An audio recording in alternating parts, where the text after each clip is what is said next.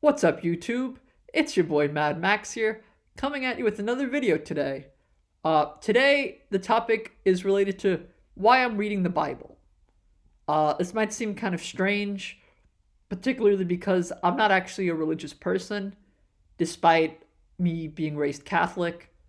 I've just never been a religious person that goes to church every Sunday, uh, you know, reading it faithfully. But recently, I got into reading the Bible. So part of the reason why is because I like to view it more so as a historical document. It has a lot of insight as to how people in the past lived. It offers a unique history of the Jewish people, whether they're faced with the Assyrians, the Egyptians, the Babylonians, the Persians, the Greeks, or the Romans. It offers very much so a unique history of Jerusalem. Granted, for skeptics, a lot of stuff can't necessarily be backed up by science, but it still offers very interesting accounts of history. And as a lover of history, that that's something that you can get out of the Bible, and that's undeniable. Uh, in addition, uh, I view Jesus more so as a historical figure. I know some people say it was just a myth made up, but according to Roman documents, at least to my knowledge, there was a man named Yeshua, which is Jesus' name in Aramaic, that the Romans talk about crucifying during the reign of Augustus, I believe. But anyway, regardless of the so called miracles of Jesus, for example, I do believe that he was an influential figure. The fact of the matter is, we're talking about this man 2,000 years since his death. But what I regard the New Testament as is basically an account of the Roman occupation of Judea. It's just a continuation of another iteration, if you will, of the Babylonian captivity, but this time with the Romans.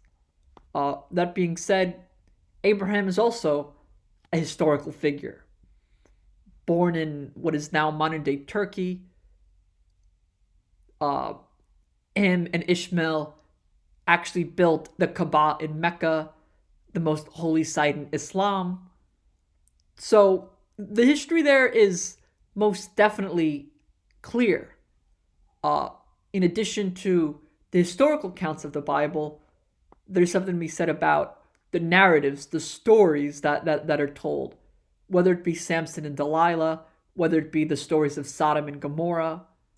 And obviously, there's a historical aspect to all of this, but obviously, there's something mythological, there's something deep down within these stories. I think you could analyze the plot lines, you could analyze characters. It very much can be read like a book, which is another interesting aspect of the Bible that I just find very interesting. Going back to my point about the Bible having insight of how people used to live, I want to talk now about the Ten Commandments. And sure, we can debate whether or not the burning bush was involved and all these sorts of things related to the tale itself. However, it does reflect the kind of society being built, the sort of values of the society. Obviously, a lot of these values are very much controversial today. Just read about Leviticus, and you'll know exactly what I'm talking about. But that being said, in terms of dietary rules, in terms of rituals, in terms of the different practices,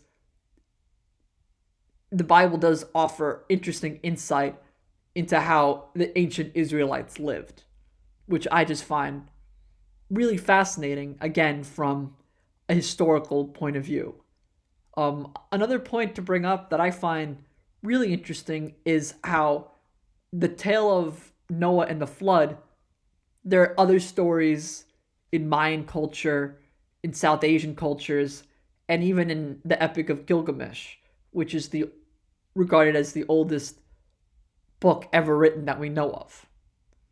And in all of these accounts and all of these histories, there is talks of a great flood, some great cataclysm.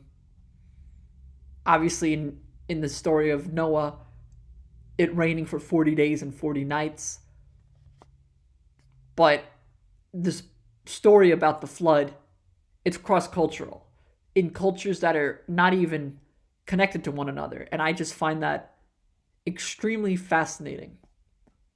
I think that a lot can be learned even today about the Bible in terms of culture, in terms of history, in terms of writing stories that far exceed the simple religious sacred text. That being said, the whole concept of a sacred text is also very fascinating, that a set of scrolls basically were compiled and created the modern day Bible, and that it's a holy religious text. That's to say, holy books like the Quran I find very fascinating. Buddhist holy books, the Vedas in India.